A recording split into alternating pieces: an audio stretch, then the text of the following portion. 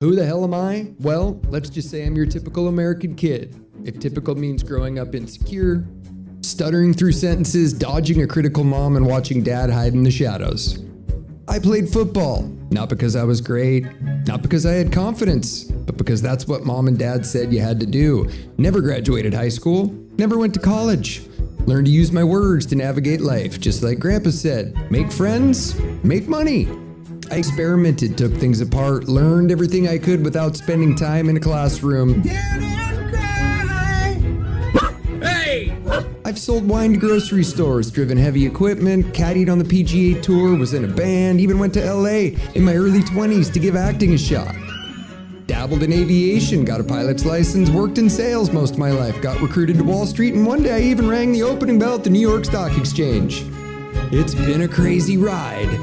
So if you're here for some polished, prepackaged show that strives for perfection, then this isn't your show. We strive for raw, unapologetically human, off the cuff, spontaneous, and real. If that sounds like you, then you're in the right place. All we gotta do is keep things from blowing up. Welcome to the Ackerman Alliance Daily Broadcast. Let's get to it. Welcome to Wednesday. Can't believe it's already Wednesday. It's the end of the month. It's almost going too fast. It is going too fast. No question it's going too fast. Crazy days every day these days in the old news, isn't it? Boy, we are seeing stuff that just I never would have imagined we would see in society. But I have to say this.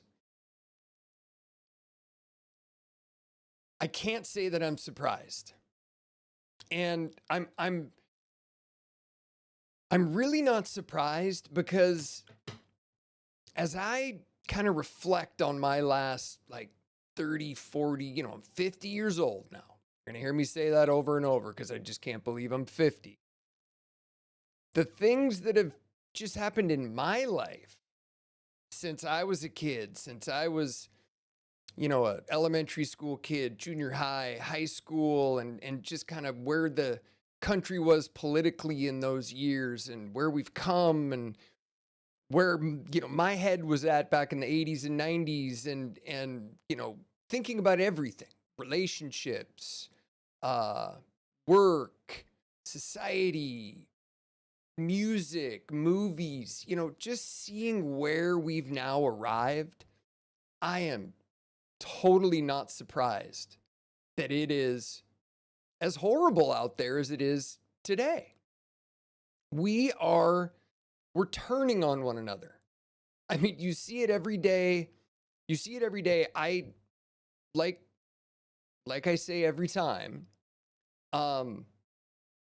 because I'm, a professional investment guy, investment advisor, I pay very close attention to the political landscape, the markets, the global markets, how different things might affect investors. And ever since I've really been doing that on, a more professional level, I mean, I got into the investment business in 1999, 2000, but it was brand new to me. I had no idea that this is what I was going to end up doing. I got recruited into that business. And when you look at this as closely as I do on a regular basis, so much of it doesn't make sense. And it really, really, truly makes me believe. I mean, when you look at the news today versus, like in the 80s, in the 80s, we had news, we had nightly news, the national news, Tom Brokaw, Dan Rather, the news. It was where somebody came on and they read the news. You didn't feel like they were giving you an opinion. You didn't feel like they were giving you advice or trying to steer you in a certain direction. It was the news. You could sit in a room with your family you could watch the news and everybody had the opportunity to kind of take it in, form their own opinions, and then you talk about it. I got to make sure that I can be heard. Hold on a second. The last 2 episodes, yeah, I'm a super dummy. The last 2 episodes, I think, no audio. I messed up one of the tracks and my audio track was on like number 2 or 3. And when you stream, it only goes to 1. So I got to make sure we're getting audio real quick here, which I think we are. Oh boy. Oh boy. Working? Okay. I think we're working. But anyway, you didn't have an opinion. There wasn't somebody trying to mold you into a certain way of thinking. Even through the 90s. But the 90s is kind of when, shock jock TV showed up. You had Geraldo Rivera, which, by the way, was the biggest prick out of all the celebrities I met in Santa Monica when I worked at the Jet Center. That story will come later. So throughout the 90s, even into the early 2000s, but then cable news, just you started to get these different personalities who would come in, and now it started to seem like the news stopped being the news and it started turning into, I'm trying to lobby you. I'm delivering the news with my twist. I'm delivering the news with my opinion and my view without saying it's my view. And a lot of that manipulation and a lot of that twisting of the narratives, whenever it started, I can't put my finger on exactly when it started, but it's really off-putting. I mean, when somebody tries to ram their opinion down my throat, I don't like it.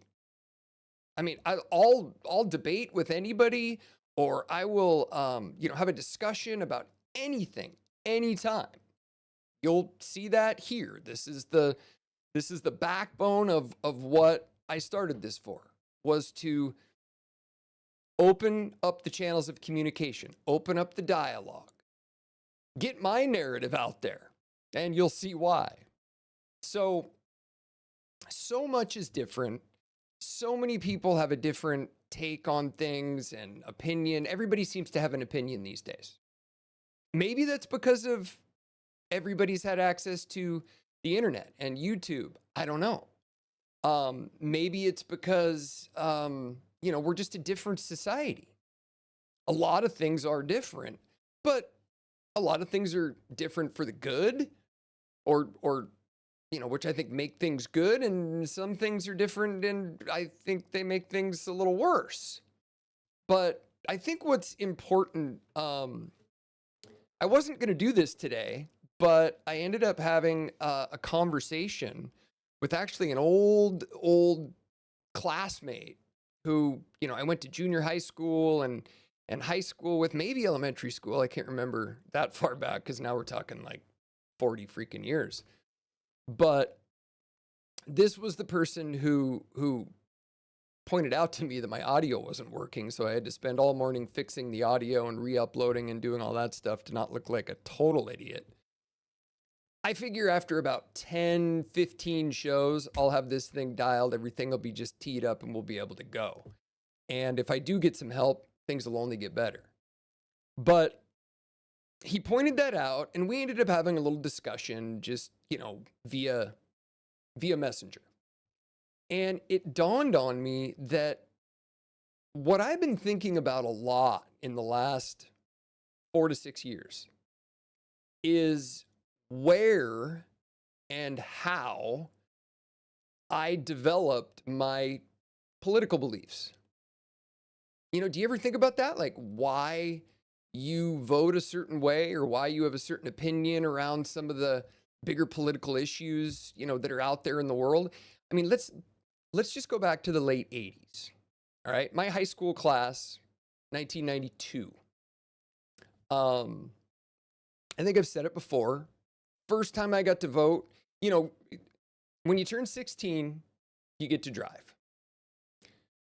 At least when we turned 18, you got to be able to legally buy tobacco, which you can't do now, which I still don't really understand. You can go to jail, you can go to war, but you can't buy tobacco. I mean, I'm not pro-tobacco. I'm just kind of pro-choice and pro-personal decisions. But, and then when you turn 21, you get to drink, and, you know, I look forward to those things. So I look forward to when I turned 18, great, I can buy tobacco. I can go to a strip club, which all of our friends did back then, but I haven't been to a strip club in years. And you got to vote. And that particular year, which it's so ironic that, like, you know, fast forward to, you know, 2015, a similar thing happened. In 1992, I was watching this guy named Ross Perot. Here, let's see if I can get this to work. Whoops. So I was watching Ross Perot. Let me see if I can find the pictures. I don't have the pictures organized here.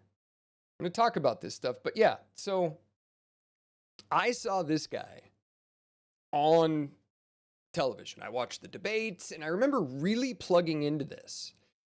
Now, I didn't do well in high school. I wasn't really a student. I was doing everything other than going to school on a regular basis, and it had a lot to do with the kind of environment I had when I was at home. It was incredibly toxic. My mom was an alcoholic. She, you know, by this time, by senior year in high school, she was pretty regularly on the bender. So I didn't spend much time at home. I spent lots of time doing other stuff, hanging out with friends, camping, fishing, water skiing, snowboarding, just everything. You know, it is true, Gen X, we didn't have anybody watching us. We didn't have helicopter parents. Gen X kids don't and didn't have helicopter parents. But I did get a good grade in my civics class in high school. I think I got like an A+ in my senior year civics class. So something about it really interested me. And when I started watching Ross Perot, you know, debate with Clinton and Bush, I liked what he had to say. Something about, now nobody had talked to me about this before. Okay, we're going to talk about where we get our political beliefs from and how they're kind of ingrained in us. And I'm just going to walk you through how I think I came to own my belief system, you know, my morals, my values, my ethics, just that stuff that, you know, they don't really sit a kid down, you know, maybe in a highly religious family or certain families, they sit you down and you say, this is the way you're supposed to be. This is the way you're supposed to act. This is the way you're supposed to do this. Well, I didn't have any of that because my parents were kind of pretending to be parents. Yeah, dad sent home money. I never went without food. I always had a place to sleep. But other than that, like, I kind of raised myself from probably 13 or 14 on. As far as just my programming goes. You know, I picked up a lot of programming from multiple different people, you know, mentors, coaches, some teachers, but nobody ever sat me down and say, okay, this is the way our family is supposed to vote. Even on, you know, my grandfather's side. And it was kind of interesting. I had two different sets of grandparents, like we always do. I had one set, which is these people here. This is my grandfather on the left. Don't know who the guy next to him is, but the 5 guys on the right is my uncle. Well, they're all my uncles, and the little redhead kid is also my uncle, but he's actually my cousin. Okay? My grandfather adopted him when he was just a baby, because my grandfather felt that his parents were not ready to raise a child. So he took over. And I think that's what caused a lot of pain and misery in our family. But these sets of grandparents, my grandfather was a Cornell educated, I think I've heard people refer to him before as the Cornell educated redneck. All he ever wanted to do was be a farmer. You know, he worked for IBM. He was an executive at IBM. He, I never knew him in his working years because I think he'd already retired by the time I was old enough to really kind of understand what's going on. But this family would probably be what most people in like mainstream society would consider, or what, let's just say what mainstream media bills as the right wing Christian, maybe even Christian nationalist type mentality. You know, they were all gun toting. I don't know if I put that picture in there or not, but they were all gun toting, you know, shoot it, kill it, slaughter the chickens. Very rough around the edges, you know. But one thing I definitely learned hanging out with this family is I learned how to work. You know, I was a kid, you know, 12, 13 years old, and we were all helping build houses. My grandfather had like 200 acres, and over the course of maybe 25 years, he had a sawmill. He'd mill his own lumber, raise cattle, slaughter his own cattle. I mean, just very, very self-sufficient. I learned a lot of that. I learned a lot about driving heavy equipment and building houses, doing incredibly dangerous jobs. And the other thing that I learned very quickly is don't say the wrong thing around Grandpa, of which we called him Papa. I honestly can genuinely say that I was most often, when I was around him, I was most often frightened. Because he was, in my opinion, and if any of my family sees this, I don't care. Welcome to call me and ask me or discuss with me what I'm talking about, but nobody's going to ask me to not talk about it because this is my story. They were the Bible shaming, like every time we were there, we had to go to church on Sunday every morning, every evening. I had to go to Sunday school. My grandfather was talking about the Bible and preaching the word of God all the time. It was the kind of like scare you. It was the kind of stuff that like try to put fear in you. Try to scare the kids with, if you do that, you're going to go to hell. And do you know what hell looks like? Hell is, you know, your entire body will be burning for eternity, and that will happen forever. So when you burn yourself, and literally it was like fear mongering to make sure that you just live your life like the Bible says. And I was a little bit lucky. My mom did not really appreciate the fact that I was not feeling comfortable there all the time. So she would allow me to not attend some things. And that, I think, caused a little resentment and irritation with my grandfather, because he was the kind of guy that was like, you listen to him. You know, learn to shoot guns, learn to, all the kind of trauma that as a little kid, looking back on it now, I consider it good. Okay, because I can look back and say, wow, all of that kind of, you know, rhetoric trauma that I experienced in learning how to deal with, you know, it's all men, you know, 4 boys, 4 brothers. You know, my dad had 3 brothers, so 4 boys. I think they let the kids fight, beat each other up with boxing gloves as kids. I mean, it at times was a real toxic environment.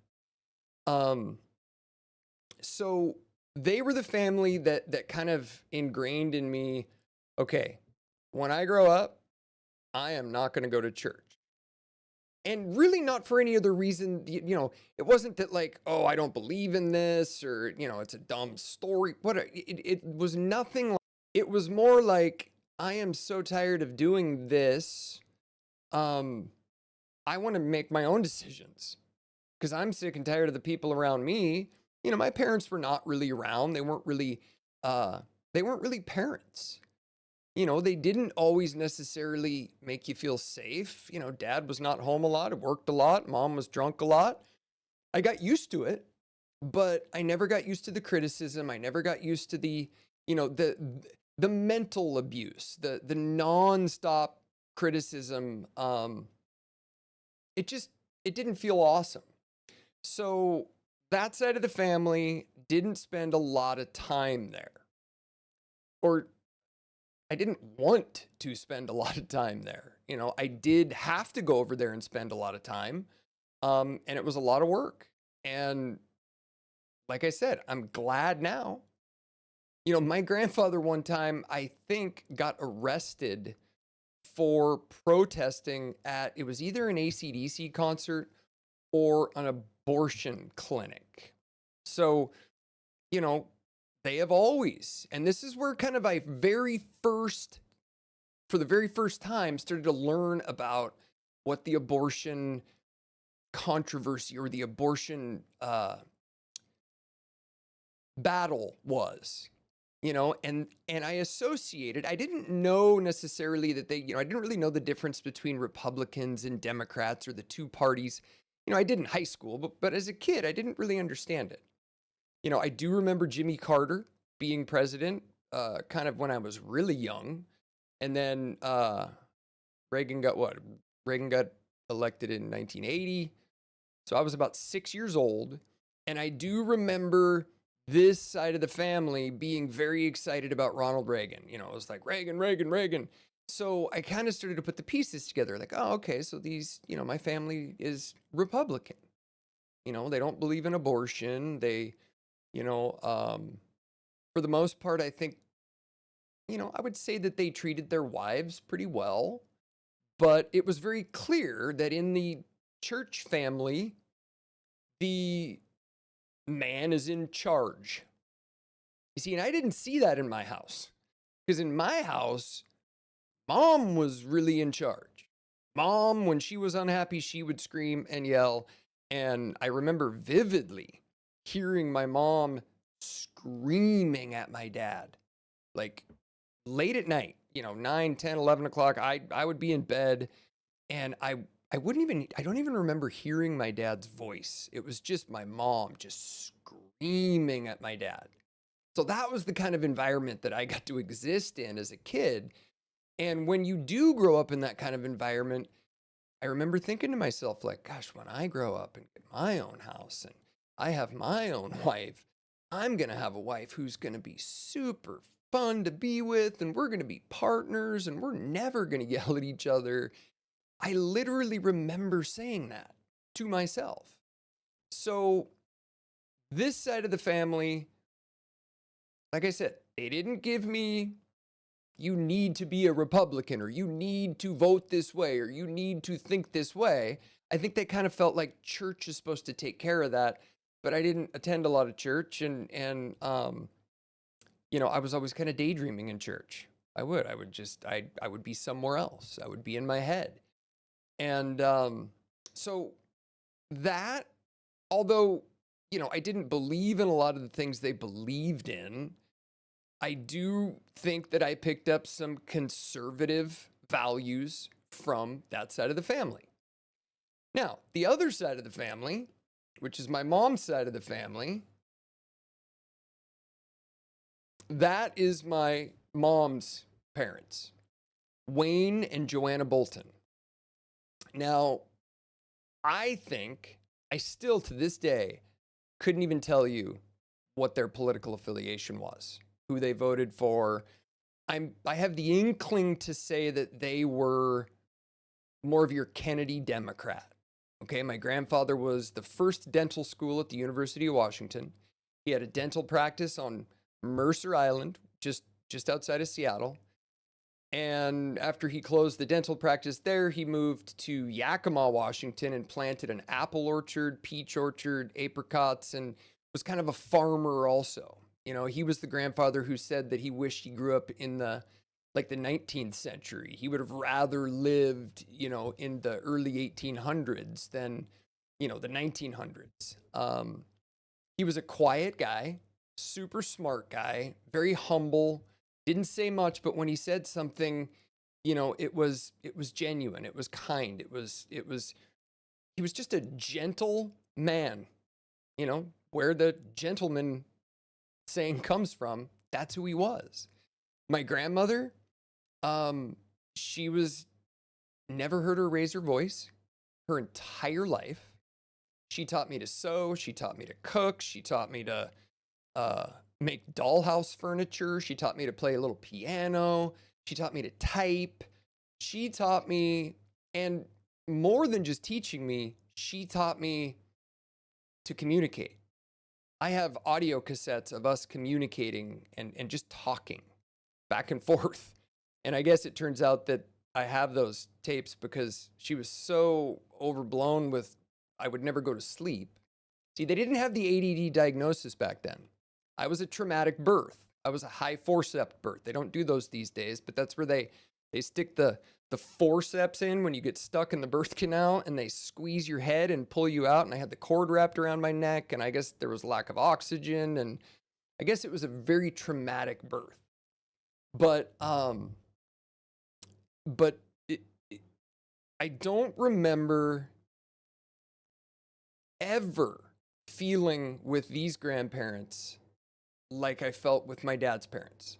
These grandparents, when I went over there, it was like, yeah, we're at Grandma and Grandpa's, and I learned to drive a tractor there and ride a motorcycle in the orchard and how to move irrigation pipes and how to plant a garden, and just I was a little sponge for information. And then I'd go hang out at my grandfather's orthodontia office, and I'd learn how to make teeth castings and how to drill on teeth. And I mean, just unbelievably great people. Now, they were also very religious. They went to church every Sunday. They went to church. Now, they didn't require me to go.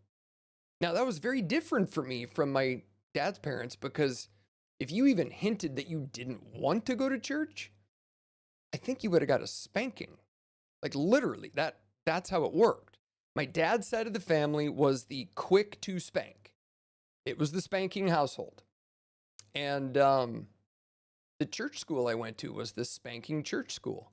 They had a paddle in the principal's office that had holes drilled in it, and kids got paddled. And I never got paddled because I think my mom went to the church and told the principal that if anybody hits me, that, I don't know. My mom could get pretty nasty. She was a very nasty woman when she wanted to be. So, two very kind of polar opposite environments for a kid to grow up in. But still, I never knew what their political affiliation was. Could have been conservative. I mean, they were a little bit more conservative, I guess, when it comes to a lot of things. But my grandma she was always attending school. I mean, she went to college classes well into her 70s and 80s. She was always learning. She was always writing. She was always reading. She was, making tapestries or rugs on looms. I mean, it just unbelievable people. So where I'm going with this is, this is the one thing that I did enjoy.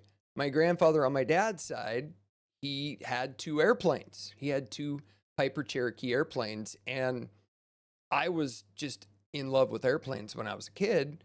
So I did want to go over there and see the airplanes, and he would take us flying every once in a while, take all the grandkids up for a spin. And so I did enjoy some time with them, but you were always on edge. That's my sister and I when I was probably about 12. He was about 6. First year of Pee Wee football, I was a super insecure kid. super insecure, and I'm not surprised. I stuttered, still do, every once in a while. I know you'll catch it now that I've already said it a few times, but now that you know that, you'll probably catch it. Struggled with it forever. I was in speech therapy from probably first, second grade up through fifth. And I stopped going to speech therapy, but incredibly insecure. I was not the kid raising my hand. I did not want any attention focused on me. Really anxious around, other people. Very, very nervous to try things. I like, that's not who I am today, but that's where I started out. And when you exist in a highly critical environment like I existed in, and what can be, a pretty toxic environment, when you exist that way, you really try to do everything you possibly can to just keep everybody calm.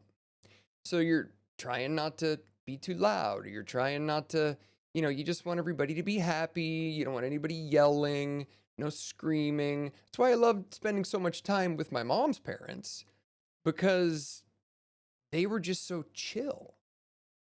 And, I guess I do kind of wish that maybe I learned more about them and more about, what their beliefs were. And the only one that really sticks with me coming out of high school, when I had the opportunity to vote for the first time, and this is kind of where this is all going, why I want us all to kind of look at this, is where you picked up your political beliefs.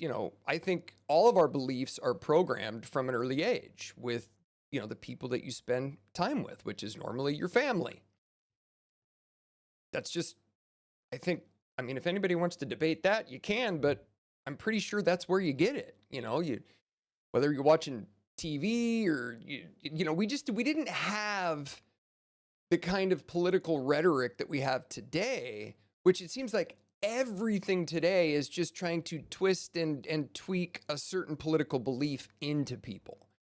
And I just think that's so unfortunate that that's the way we are today. But anyway, when I came out of high school and knew I was going to be able to vote, I remember specifically thinking this: gosh, am I a Republican or am I a Democrat? So there's this George Bush guy and there's this Bill Clinton guy. God, I don't know. And I literally, like, driving out of the high school my senior year, I remember having this exact kind of brain activity on the way down to get gas to head out of the school. Is, so if my grandparents on my dad's side are definitely Republican, anti-abortion, and I don't even really remember a lot of the hot political. That was a big one. A big one for me was, in the late 80s, early 90s, being gay was not really a big deal. It was still kind of a big deal, not a lot of, I think there were still mass amounts of people, men, especially in the closet. And I remember thinking, like, that's wrong. That is just totally wrong. My grandparents on my dad's side, the Christian side, they would have just said, no, gays aren't allowed to do this. Gays aren't allowed to do that. Gays should not be allowed to get married. And I just was like, that wasn't me. I'm like, no, if you want to be gay, you can be gay. You want to be this, you can be this. I just didn't believe that. So I was like, okay, so maybe I'm not a Republican. And then I thought about, the Democrat values or whatever they were pushing in, I say pushing, but I need to go back and watch. I probably should have watched the debate from 1992 to prepare for this broadcast tonight, but it was kind of last minute and it's been a crazy day. So we're just going to make it through this. And if we leave anything out, we'll just do it on tomorrow's show. But what else did I want to show you here before I get into, let's see. Oh, me and my dog. My mom, I got to tell you this story now that my mom's dead. So That was my dog, Sam. It's my first dog. Loved that dog. Well, that dog supposedly ran away. Devastated me. Absolutely devastated me. And I actually had a couple different pets. I had a dog, and I had a turtle, and a guinea pig. Now, the guinea pig I screwed up. I was in kindergarten or first grade. I didn't feed it like as consistently as I should, and I think it got sick, and my dad had to euthanize it. But the dog, I was really doing a really good job taking care of, and it turned out my mom gave the dog away and told me it ran away. My turtle, which I kept on the front porch sometimes, my mom told me that a seagull came and picked it up and flew off with it. Traumatized me. But it didn't. It didn't. My mom gave it away too. So that gives you a little slice of the kind of mother that I had. I think I see now why my grandmother was always so overly kind and, wanted to communicate with me about my mom and just about things. But anyway, I don't remember a lot of, the what makes a Democrat values. I knew that, I assumed that, okay, well, if you're gay, you must be Democrat because the Democrats want to make sure that everybody has equal rights. And I fully believed in that. Fully. But there were some things that I was like, yeah, I don't know if I believe in that either. So early on, because I got to see Ross Perot come right out of the gates with his just kind of businessman, no nonsense, here's how it is, political agenda. That's the first time in my life that I considered myself, I must be an independent. I must be, no, I didn't understand right of center, left of center, far left, far right. I didn't understand all that when I was a kid, or even in high school as I was just figuring that stuff out.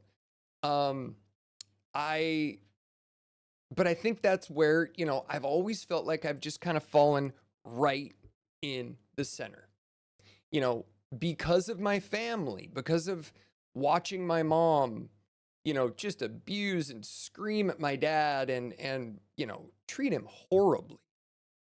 And like I said, I went, when I get married, I am going to have a wife. We are friends, that we can conquer the world together. There's no way I'm having kids because it's just too difficult. But of course that changes as you get a little bit older.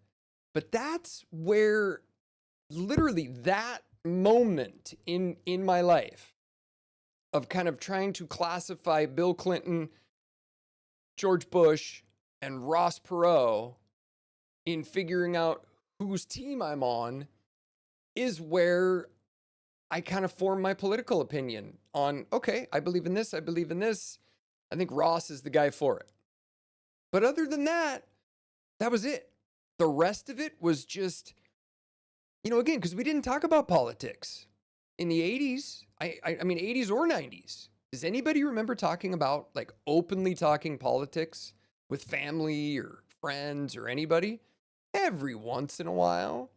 And I'll admit, the fact that nobody talked about politics was kind of a reason why I wanted to maybe talk about politics a little bit more, because I was always that kid who, you always want what you can't have.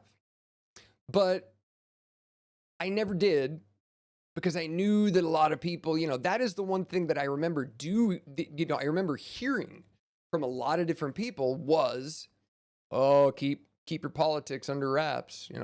Don't talk politics. Don't talk politics. Don't talk politics. Okay. Well, that sure has changed, hasn't it? I mean, where did you all get your political beliefs? Was I much different than you? I kind of feel like I just came up with them myself. I kind of feel like, okay, as life kind of kept trucking on, eventually, out of high school and off to LA, spent some time in LA, and then went to New Mexico for a little bit for flight school and I've always been a big believer in equal rights and equal respect for women. It's been a huge one for me. Is like I've always treated women with respect. Now, I've never understood why a kid who's always treated women with total respect, treated them as equals, thought of them as equals, I never could understand why women always treated me like crap. And just a specific, kind of example of that was one of the first girls that when we were getting old enough, to kind of notice girls, for me, that was about 6th grade. I went on my first date in 6th grade. It was so tacky. I mean, it was that I think my mom took me out and I bought new shoes, got some black Zodiacs and had a black sweater. Might even have worn a tie. I don't even know. I mean, I was so uncool in 6th grade. It was ridiculous. But 6th grade was a big year for me. That was the year. I was kind of a bully in 6th grade. It was all my insecurities. Bullies are insecure with themselves. That's just the way it is. And I remember being really mean to a guy in 6th grade as just kind of like a show off kind of thing. And I remember doing it. And then I remember one day I did it in gym class and he put me in a headlock and took me to the ground and basically freaking kicked my ass. And that was a huge lesson for me that I think is a really important one to learn. So, God, I can't remember the kid's name. I wish I could name him. I'd like to find him and thank him for that later on. But, each kid is different. You build confidence a different way. You build your beliefs a different way. Oh yeah. Back to, so went on first date, didn't work out. See, I was not an aggressor when it came to women. Never really have been. I was always so fearful of rejection that I wouldn't want to put myself out there because I'd be rejected. Women started paying attention to me in 6th and then into 7th grade. And there was one woman in particular who I thought was just the best looking girl. And she would give me the eyes, that kind of smiley, flirting thing. And I was like, wow. Well, pretty soon she started inviting me over to her parents' house and we'd, kind of just innocent stuff, like innocent 80s stuff. We'd sit on the couch and watch movies with a blanket and play footsie and just literally that innocent. But the more we did that, here's where I got really confused. The more we did that, the more we got to know each other, the more time I spent with her and her parents, just watching movies, going to baseball games, the less she would acknowledge me when we were around all of our friends. In fact, the closer we got as two individuals away from all the friends, the more she started treating me like crap around all the friends. And that right there was the beginning of my absolute total confusion with women. I don't know why. Why do they treat me good in front of people and then not, or in private and then not in front of people? It just didn't make any sense. I was always, a kid who was raised with a toxic, overly critical mother, especially an alcoholic one who screams and yells a lot. You really, really try super hard to please your mother. It's all you want to hear is just hey, good job, or, Mom, you're happy, right? And those kids, I think, really do end up, I've been to a lot of therapy. I was married for 17 years, and my first wife and I think we ended up seeing 9 different therapists. A lot. We kept dropping our therapists, we can't use that therapist anymore because I somehow supposedly manipulated them to think that I'm doing nothing wrong. Again, I don't know. I really don't know. But I've had basically since 1989, 88, I've basically had 3 long-term relationships. One in high school that lasted about 2 years, and I always end up like dating women. One, I date women who are kind of more the aggressor, kind of more the one who makes the first moves and just kind of tells me what to do. Because that's what I got used to doing. I grew up in a house where mom told you what to do. In fact, most of the households that I remember hanging out with, whether it be the parents or, whatever, most of the households when I grew up in the late 80s, early 90s, the moms kind of ran the show. They called the shots. Moms were in charge. And that was fine with me. Totally good with that. As long as you're nice, take charge. I just want everybody to be happy. I just want to have fun. I just want everybody to be happy. So, have a 2-year relationship in high school. Always kind of thinking about, touching back to, political views, political beliefs. And, thinking like, yeah, I'm for equal rights for women. I'm for, equal rights for gays and lesbians. I'm for equal, I'm just for equal and fair. That was a huge, huge thing for me, was just fair. Everything needs to be fair. Unfair makes people feel really slighted. When things are unfair, my oldest son's this way. If he thinks something is even slightly tilted, being unfair to him or, one way or another, he just gets super upset. And I think that's everybody. Can anybody drop in and comment on that? Where does equality and fairness rate for you? 1 out of 10. 10 being I think that is the most important one.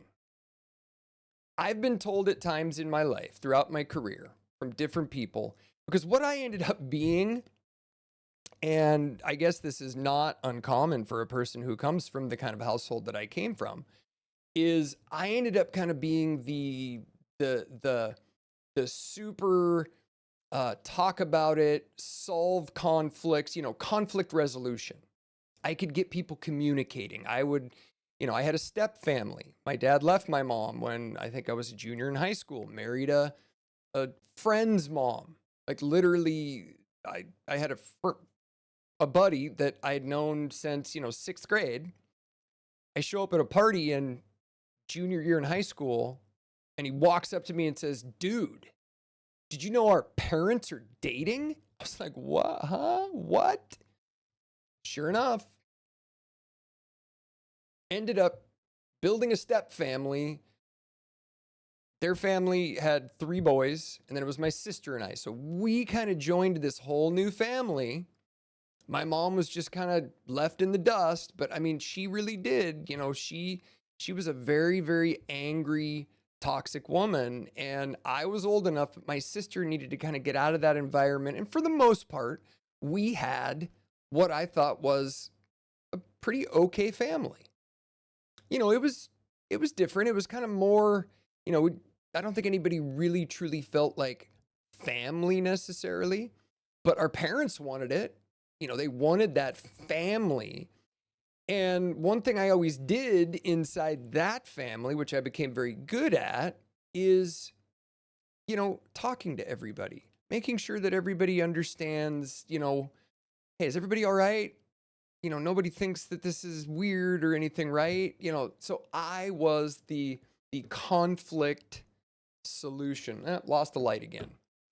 So when you are that person, when you are the type of person who gets people communicating or, can help solve a problem for somebody because somebody doesn't want to face it, and you maybe find a way to, hey, let's just get this out in the open. You deal with it and you're like, hey, yeah, I see it's over. Right on.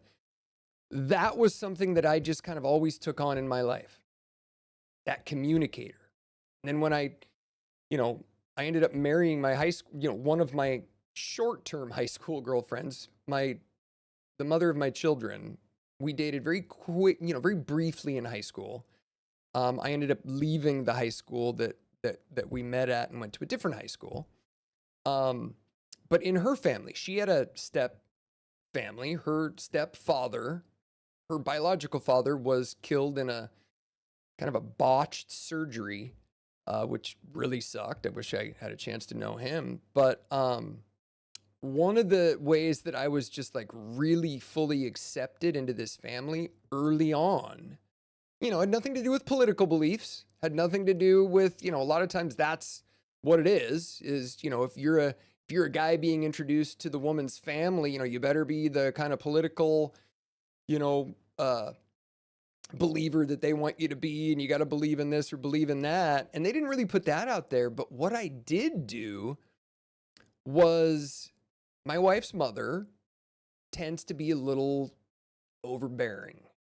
I mean, she is like the stereotypical mother-in-law from the movies. I mean, she can be sweet as can be. I mean, I've spent thousands of hours talking to her.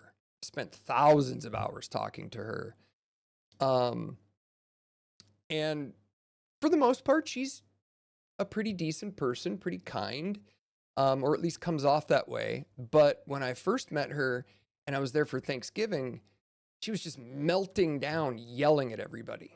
I mean, raising her voice, screaming, telling everybody, no, shut up. You're just always in everybody's business, always giving unsolicited advice.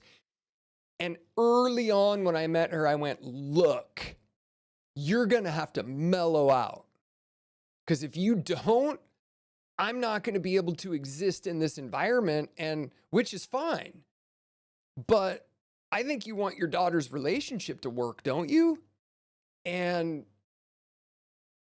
it was that point. Like literally the whole kitchen just went silent. And it was like everybody in the house looked at me with like this smile, like, oh, wow, somebody finally just told her to like calm the fuck down.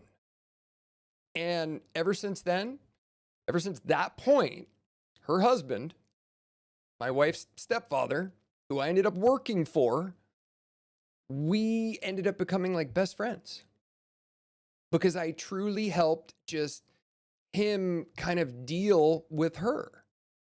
Because really when it comes down to it, he is an amazing man. He was my single greatest mentor. He was, my single greatest teacher when it comes to, finance and the markets and selling managed investment products. And he gave me the opportunity to interview for a job I never would have been able to even come close to getting if I didn't know him. So I loved that man, always will. But his wife treats him horribly. Non-stop criticism, non-stop bickering, non-stop. She's the woman that sits in the front of the car, in the passenger seat, and for the 20-something years that I have been with these people, she cannot stop herself from barking instructions at him and complaining about his driving. I mean, it's so painful, you can't even believe it. But, they ended up being a conservative family. In fact, my ex-father-in-law, I'm no longer married, won't ever be married again, probably won't ever have a relationship again.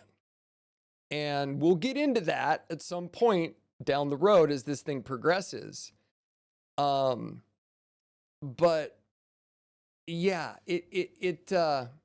what that ended up doing for me, because, I had a relationship with my father-in-law and would do all the talking with him. He would do all the communication with his wife. I would do all the communication with their daughter, my wife. The daughter would do all her communication with her mother, but not her stepfather. So what I didn't really realize is what we were doing is we were basically training and conditioning ourselves how to be a divided family. It's what we did in my step family. It's what we did, in my wife's family, or, my first wife's family, it's called triangulation. It's called, don't really, have a communicative environment where the family can discuss things with one another. It's more of a triangulation and manipulation, and okay, we want to do this, so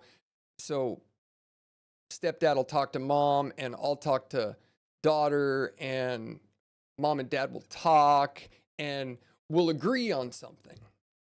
And it just literally sets up for division and failure, because it eventually did. And when it did, then the manipulation and the triangulation and everything just blows up. But my father-in-law probably would have been considered kind of far right-wing, very, very conservative. Now, I wouldn't have guessed that. I actually, going into that relationship with them, I would have guessed that they would have been Democrats. I just would have. And it turns out, like, over the last 30 years, I mean, now it's easy to identify, because we never knew. I never knew what families were Democrat or what families were Republican or what families were independent. Nobody knew that. We just treated everybody the way you treat humans. You judge them by their character. You judge them by, how they act. You judge them by how they communicate. You judge them by, what they do around the holidays, maybe. I mean, first of all, you just don't judge people. I've never been that judgmental.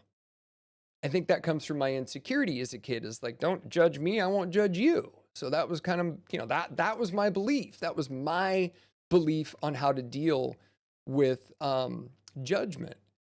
But nowadays, especially nowadays in this town, and since I was canceled, and I was canceled for literally just having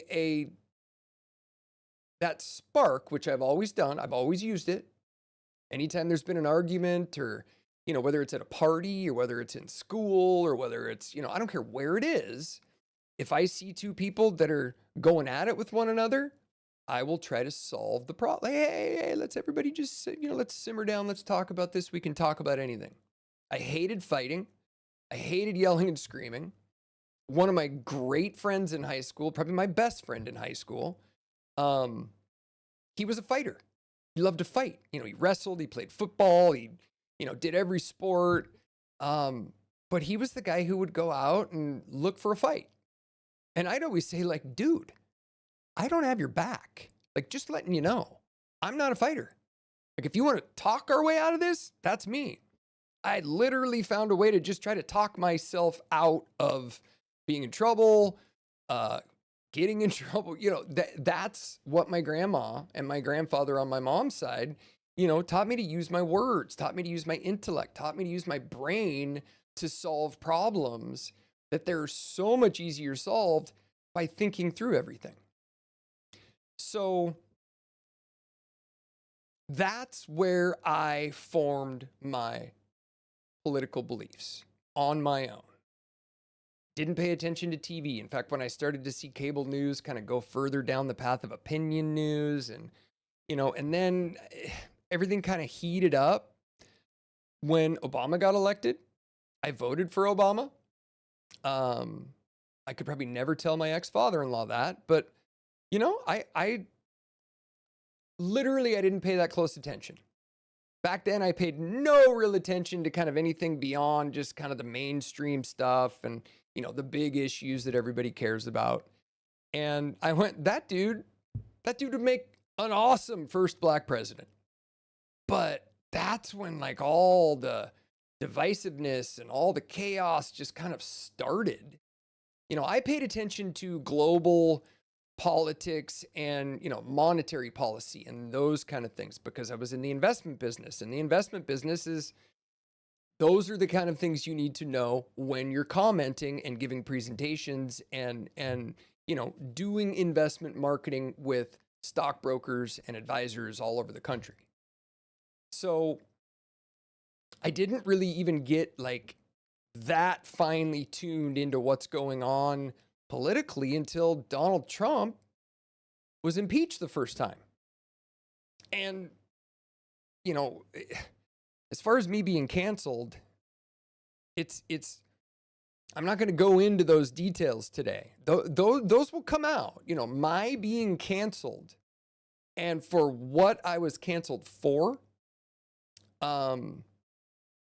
it makes sense why it happened to me. But it also makes sense as to why we all need to kind of like put our thinking caps on here and start talking, start figuring out like, okay, this is dumb. We're all friends. We should figure that out. So anyway, be good. Be good. Do not triangulate. Do not manipulate. It's not good for you. Who the hell am I? Well, let's just say I'm your typical American kid. If typical means growing up insecure, stuttering through sentences, dodging a critical mom, and watching dad hide in the shadows. I played football, not because I was great, not because I had confidence, but because that's what mom and dad said you had to do. Never graduated high school, never went to college. Learned to use my words to navigate life, just like Grandpa said. Make friends, make money. I experimented, took things apart, learned everything I could without spending time in a classroom. Hey!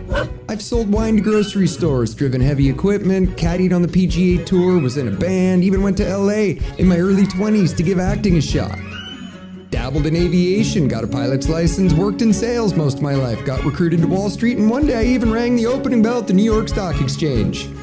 It's been a crazy ride. So if you're here for some polished, prepackaged show that strives for perfection, then this isn't your show. We strive for raw, unapologetically human, off the cuff, spontaneous, and real. If that sounds like you, then you're in the right place. All we gotta do is keep things from blowing up. Welcome to the Ackerman Alliance Daily Broadcast. Let's get to it. Okay, that's today's. I'm getting better. The technology, once I can stop thinking about the technology, I've got some good stuff. And I've got the room link set up. So if anybody out there is prepared to come in and join any of the conversations during any of the broadcasts, you're welcome to start DMing me or getting a hold of me or leaving a comment. But we're going to start talking. And we're going to start breaking down what's going on out there. What's going on in politics? What's going on in Washington, D.C.? What's going on across the country? And try to rid ourselves of the toxicity and the slander and the manipulation and all that BS. So whether you're a Republican, see, I almost stuttered, a Democrat, an independent, a Green Party, I don't give a shiz. We are all humans. And let me tell you a truth. This is truth. I'm hearing a lot of slander out there going both ways. There are Republicans who are total scumbags, narcissistic, toxic people that just do nothing but leave freaking wakes of chaos in their trails. And there are Democrats who do the same thing. You know why? Because we're humans. Labeling somebody a Republican or labeling them a Democrat does not change the fact that they're humans. That's it. We got to get rid of the pride, get rid of the ego. Your ego, if you do not have any interest in ever putting your face on a screen and broadcasting it live to the internet and talking about stuff, if that scares the holy living bejesus out of you, or you're thinking about doing a channel, but it has to be a face-free channel, I'm going to tell you something. That means your ego is probably running your life. And until you drop that ego, until you drop that persona that you can't figure out because you can't feel like you can be yourself, you're not going to make any progress. Trust me. You'll figure this out. I'll talk us through it. I'll tell you how I lost my ego and why I'm never going to wall it back up, why I can do this, why it's easy for me to go out there and put myself out there and tell personal stories, even though I was canceled. And I still don't even know what was spread, like what rumors or what slander was put out there about me. I mean, I do know one case, but we'll talk about that down the road. If anybody knows anything, let me know. I'm not worried to talk about anything because I have a clear conscience. Anything that I was accused of, I know it's not true. So let's all get back to having fun again. Let's all get back to let's make this country a little stronger. I don't want 9/11. 9/11, everybody was united. We all dealt with a major, major catastrophe. And we all united, we came together. And that was like a point in history where I truly remember being united with my neighbors, people you saw on the street, people you saw in the airport, people you saw in life. There wasn't a difference between us then, but it didn't last. It didn't. And we have a really healthy speed bump to still get over here over the next couple of years. I mean, just think if you didn't destroy Trump or try to take him out, over the course of the last 4 years, he'd be gone by now. So he'd be done. Things might not look the way they look today, but who knows? He's just a man. A guy once told me, a guy I looked up to, a good golfer, I'd be worried about playing a guy in a match I don't want to play him. And I remember he said something to me. He said, why are you worried about playing him? He's just a man like you. There's nothing he can do that you can't do. And I took that to heart. I was like, you know what? You're right. Any other human is just another human. I can do anything.